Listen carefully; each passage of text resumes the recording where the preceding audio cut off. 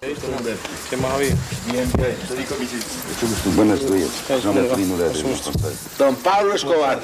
Don Pablo Escobar. Hoje a gente vai fundo numa história que, olha, parece roteiro de filme. O jornalista francês Tony Comiti, ele disse que não só conheceu, mas filmou Pablo Escobar. É, o próprio, o chefão do cartel de Medellín. É bom a gente lembrar o contexto, né? Sim, por favor. O cartel de Medellín, basicamente das famílias Escobar e Ochoa, dominava o tráfico de cocaína no mundo. E pro jornalista ir lá, era um risco absurdo. Tipo, uns 80 foram assassinados na Colômbia só por investigar o tráfico. Uma loucura. Exato, 80. Muita gente. E é por isso que o que a gente quer explorar aqui é como. Como esse jornalista francês conseguiu um acesso tão íntimo, né? A esse mundo fechado, arriscando a própria vida. A nossa base aqui é o relato dele mesmo, do Comiti. Vamos tentar desvendar isso. Bora. Para começar, como é que ele fez o primeiro contato? Porque não é como se você ligasse para lá, né? Não mesmo. É quase inacreditável. Ele foi direto pro Hotel Intercontinental em Medellín, que todo mundo sabia que era a ponte da galera do cartel, né? E ele chegou lá e, pediu pra falar com o Escobar. Simples assim, com o cara sendo um dos mais procurados do mundo. Que ousadia. E aí, o que aconteceu? Bom, a resposta na hora foi meio vaga. Vamos ver. Aí passaram meses. De repente ligam pra ele. Volta pra Colômbia. E era o Escobar? Não. Quem apareceu foi o Fábio Ochoa, que era outra figura central do cartel. O que é interessante aqui é, não só a audácia do comitilo, quase teimosia, né? Mas essa abertura do cartel. Por que será que eles toparam? Talvez achassem que podiam controlar a narrativa. É difícil dizer. Verdade. E aí, ele ficou lá, né? Com os Ochoa. Ficou 1 mês e meio. E os caras mostraram tudo pra ele. Tudo tipo o quê? Mansões, aviões particulares, até um laboratório de processamento de cocaína. E o Comiti filmando, tudo. Aí a coisa fica realmente intensa. Imagina. E tem um momento nesse período que é muito marcante, sabe? Ele filmou o Fábio Ochoa chorando, no cemitério, no túmulo do pai. Nossa. Um cara ligado a tanta violência, tanta morte. Mostrando essa emoção. Isso, dá um nó na cabeça, né? Mostra a complexidade dessas figuras, cheias de contradição. Com certeza. E depois desse tempo todo com os Ochoa, finalmente o Escobar... Finalmente.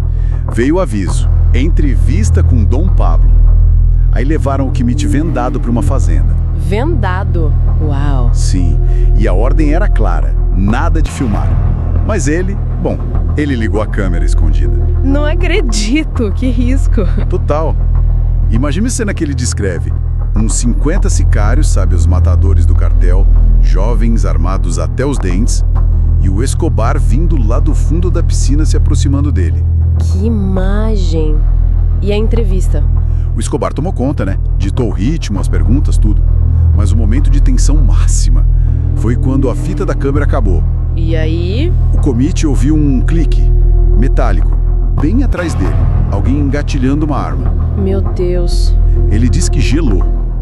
Se a gente pensar no contexto todo, o perigo ali era o tempo todo, né? Não era só uma entrevista normal. Era um jogo de poder ali. E no final, como terminou essa conversa com o Escobar? O Escobar ainda soltou umas frases que ficaram na cabeça do Comiti. Ele reconheceu a origem corsa do jornalista. Dom Tony, o senhor é corso. Falou do próprio serviço de inteligência, inteligência também é o meu trabalho. E a despedida foi de arrepiar. Venha me ver de novo. As drogas são minha paixão. As drogas são minha paixão, que coisa. Mas tinha um acordo, né, de mostrar o filme antes. Tinha, e o Comiti teve que voltar lá na fazenda do Ochoa para mostrar. Quase todo o comando do cartel estava presente. Só o Pablo que não. E como foi a reação? A parte mais inacreditável é que durante a projeção, o Fábio Ochoa dormiu, caiu no sono. Não, dormiu vendo o próprio filme. Exato. E o pior, ou melhor, dependendo do ponto de vista, teve uma hora na gravação em que o próprio Ochoa admitia ser o verdadeiro chefão. E ele falando isso enquanto dormia na cadeira. Que situação! A filha dele viu. Ficou uma fera. levantou no meio de todo mundo e ameaçou o comitê, na cara dura. Ameaçou como? Disse que se aquele filme fosse lançado, todo mundo ali seria extraditado para os Estados Unidos. E aí ela falou para o comitê: seus ancestrais, seus descendentes, tenham cuidado. E você também. Ameaça direta à família toda dele. Que pesado. E ele conseguiu sair de lá? Foi tenso. Na saída, cercaram o carro dele, bloquearam a passagem. O filho mais novo do Ochoa foi até a janela e perguntou quanto ele queria pelo filme. Tentaram comprar a fita? Tentaram. Ofereceram 3 milhões de dólares. O comitê conta que foram os 10 minutos mais longos da vida dele, ali parado, sem saber o que ia acontecer, até que finalmente liberaram ele para ir embora. Ufa, mas por que o filme era tão perigoso assim para eles, a ponto de ameaçar e tentar comprar? Tinha uma sequência específica, gravada durante a entrevista com o Escobar, que mostrava toda a liderança do cartel reunida. Todos juntos. Ah, entendi. Prova de associação criminosa? Exatamente. A prova que as autoridades americanas precisavam para pedir a extradição de todo mundo. E a extradição para os Estados Unidos era o maior medo deles. Mais que morrer. Tinha aquela frase famosa, né?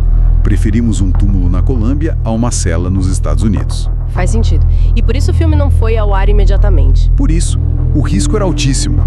A emissora francesa, a TF1, que na época era comandada pelo Patrick Lelay, decidiu segurar o material. Engavetaram. Perigoso demais para todo mundo. E quando finalmente foi exibido? Só 1 ano e meio depois, quando Pablo Escobar já estava morto. Então, resumindo essa história toda, que loucura! A gente tem a audácia de um jornalista, né? Um acesso que ninguém mais teve a um mundo extremamente violento e fechado.